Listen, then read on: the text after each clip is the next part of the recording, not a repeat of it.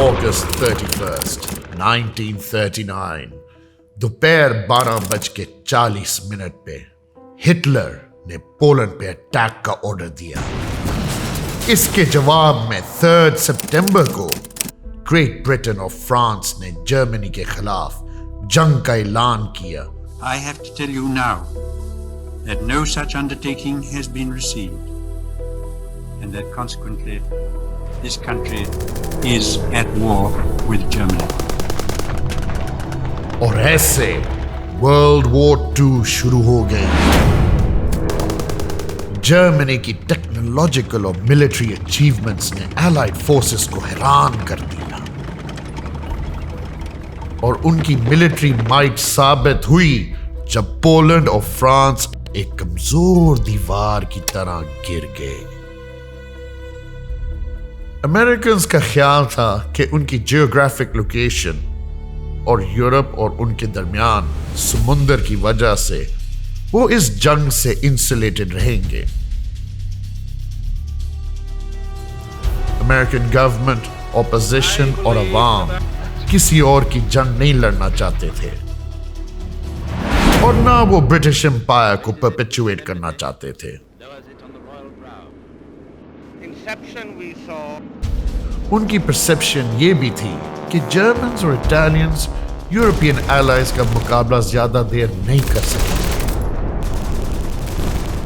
लेकिन Hitler's third राइख और मुसोलिनी ने फ्रांस और मेडिटरेनियन में स्विफ्ट विक्ट्रीज हासिल करके अमेरिकन्स को सोचने पर मजबूर कर दिया। The last thing the Americans wanted was to deal with a fascist United Europe. ऊपर से जापान ने ईस्ट एशिया पे कब्जा करना शुरू कर दिया था। वॉशिंगटन ने सोचा कि जापान पे इकोनॉमिक सैंक्शंस लगा के वो उनको रोक लेंगे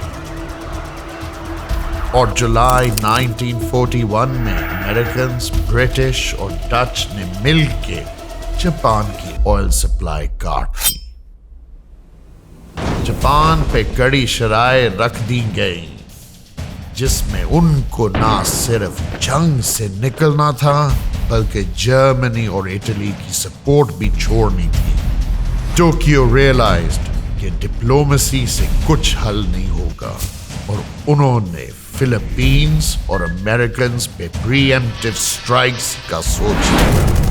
लेकिन जिस अटैक ने सारी अमेरिकन कौम, हुकूमत और ऑपोजिशन को ना सिर्फ यूनाइट बल्कि इंफ्यूरिएट किया, वो था the attack on Pearl Harbor in Hawaii. In the words of Admiral Yamamoto, I fear all we have done is to awaken a sleeping giant and fill him with a terrible resolve. और ऐसे America World War II का हिस्सा बन गया।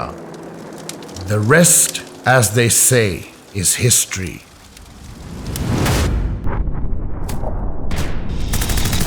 World War II, 1940s. U.S Department of War ने 135 manufacturers को एक 4x4 vehicle की रिक्वेस्ट भेजी। ये रिक्वेस्ट इतनी अर्जेंट थी कि सिर्फ 11 दिन दिए रिस्पॉन्ड करने के लिए, 49 डेज पहली प्रोटोटाइप के लिए और 75 डेज प्रोडक्शन शुरू करने के लिए। ये रिक्वेस्ट इतनी प्रोपोस्टरस थी कि सिर्फ 2 मैन्युफैक्चरर्स ने रिस्पॉन्ड किया और उनमें से एक था Willys। जीप एलाइड फोर्सेस की वर्कहॉर्स थी, लेकिन जर्मन्स ने इसकी एक कमजोरी नोटिस कर ली।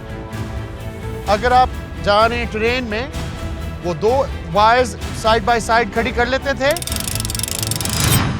Head of. एलाइड फोर्सेस ने इसका जवाब ढूंढा, हियर एक वायर कटर डाल दिया जो इधर रेज होके ना, अगर आपके सामने पास में कोई वायर आएगा, गॉन। आपके पास द जीप आइकॉनिक ग्रिल है जो अभी भी न्यूअर मॉडल्स में इस्तेमाल हो रही है। फैंटास्टिक। और मेरी फेवरेट चीज, the retractable front wind screen. You come under fire, straight away you start firing. Windscreen नहीं तोड़ने की जरूरत।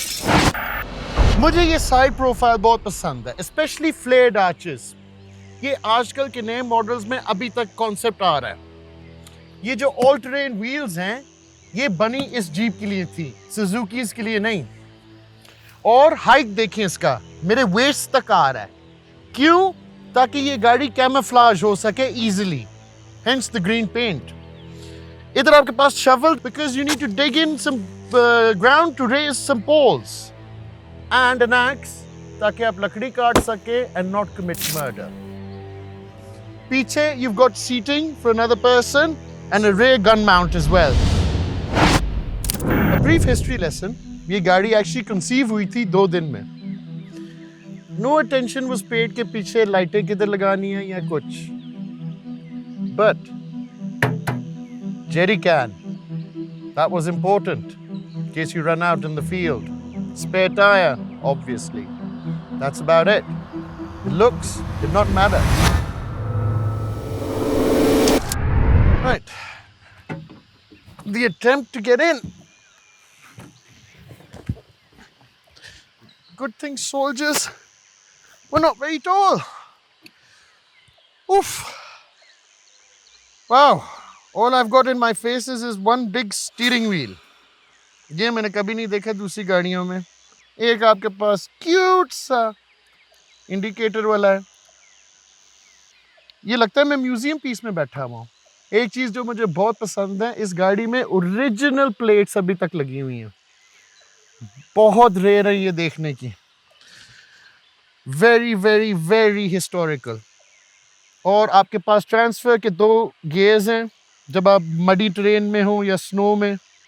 तो इसमें कोई फैंसी लग्जरीज नहीं होंगी जिस तरह इलेक्ट्रिक सीट्स और एनीथिंग। सिंपल स्पीडो, वाटर पंप, बिजली, पेट्रोल और ऑयल। आपको कोई कप होल्डर्स नहीं मिल रहे इस गाड़ी में, आपको शॉटगन होल्डर मिल रहा है right in front of me. So जब मैं ये गाड़ी चलाऊंगा, मैं शॉटगन के साथ चलाऊंगा। So don't piss me off on the road. Time कि हम इस बेबी बीस्ट का जरा इंजन देखें। बड़ा सिंपल सा इंजन है, 2 litre, 50 horse power, 4 cylinder carburettor. बड़ी देर होगी कि आपने कार्बोरेटर का नाम सुना होगा। इस गाड़ी में एक फंडामेंटल फ्लॉ थी, स्पेशली जब डी-डे लैंडिंग्स में भी हुआ था, कि अगर आपको पानी या कंडेंसेशन पड़ जाए ना इधर स्पार्क प्लग्स पे, so the car won't start. Obviously इधर नीचे फ्यूल पंप पे फिल्टर भी लगा हुआ है जो सी थ्रू है, सो इट विल हेल्प कि अगर आपको कोई प्रॉब्लम है, कचरा नज़र आ जाए, आप देख सकेंगे। नॉर्मली व्हीलीज में इधर ना एक रिपेयर मैनुअल भी होता था, बट ऑब्वियसली ये वर्ल्ड वॉर्स की टाइम के मैं बात कर रहा हूँ, अब they've been taken off. Old school steering box. आजकल की गाड़ियों में अब steering racks आ गए हैं, and then from steering racks, electronic steering racks. लेकिन सारा कुछ शुरू हुआ था steering boxes से. Good old copper radiator. Haven't seen those in a while. Other than that, it's very basic.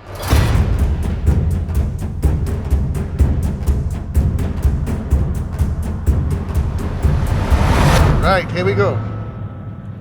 Clutch जरा इसका ऊपर है। ऐसा लग रहा है कि मैं 1940s में आ गया वाकई। Hi, Captain. Off we go to see the troops. The steering is bloody awful, I must admit. शुक्र है मैंने को वेट लूज कर लिया, वरना बिल्कुल ही इम्पॉसिबल होता ये गाड़ी चलाना। See? जरा फर्क पड़ा है ना? Thank Mr. Producer for that. धूप में खड़ा रख के।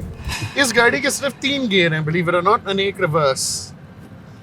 क्लच जरा हाई है, but I guess 1940s में, और अगर आप आर्मी में थे, आपका सिर्फ एक काम था, आगे डी-डे की लैंडिंग पे जाएं, गोली खाएं और दफन हो जाएं। अब ये गाड़ी होती है साइट सीइंग के लिए। As you can see, we are doing sightseeing. Beautiful surroundings. मैं जरा सेकंड गियर अटेम्प्ट करूंगा टर्न के बाद, बिकॉज ये कार्बोरेटर गाड़ी है। यू कैन, आपको थोड़ी सी पेट्रोल की भी वो आती है कभी कभार, बट ये जो चीज़ें हैं ना, ये गाड़ी की कैरेक्टर बनाती हैं, ये गाड़ी को अपना चार्म देती हैं। I'm gonna attempt second gear now. अच्छा, इसका जो है ना डॉग लेग गियर बॉक्स है। डॉग लेग गियर बॉक्स वो होते हैं जो मैं फरारीज में बिलीव इट और रेसिंग कार्स में यूज होते थे, जहां रिवर्स गियर नीचे होता है और फिर सेकंड ऊपर होता है, थर्ड नीचे होता है, fourth on the side and then sixth नीचे। मैं काफी सरप्राइज्ड हूं कि इस जीप में उन्होंने डॉग लेग गियर बॉक्स डाला है। पूरा point dog leg gear box का था कि एफिशिएंटली गियर चेंजेस क्विकली हो, और मुझे समझ आ रही है may be that's why. Other than that ये गाड़ी काफी स्मूथ है एक्चुअली, कंसीडरिंग मैं कौन सी ट्रेन पे हूँ।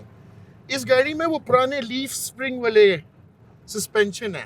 तो मैं आपको एग्जांपल देता हूँ, आपने कभी टांगा देखा है ना, और टांगा के पीछे जो सस्पेंशन लगी हुई है वो लीफ स्प्रिंग सस्पेंशन होती है। सो आपको अंदाजा लग गया होगा कि कितनी पुरानी है ये गाड़ी। Right, here we go again.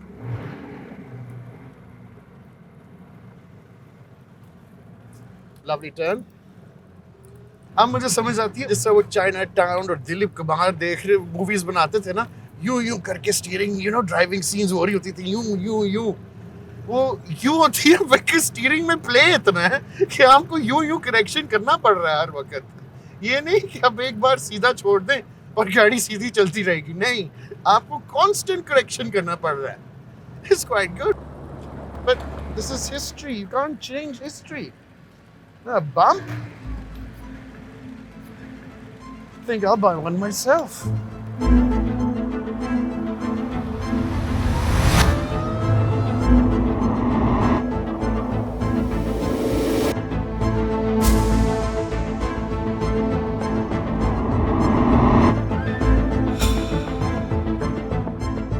Japanese army ने जब फिलीपींस को इन्वेड किया, उनको एक जीप मिली। वो उस जीप से इतने इम्प्रेस थे कि उन्होंने टोयोटा की नाम की एक कंपनी को दिया रिवर्स इंजीनियर करने के लिए। The result of that reverse engineering was the birth of the land cruiser. Please like and subscribe to what we're doing. If you like it, share it as well.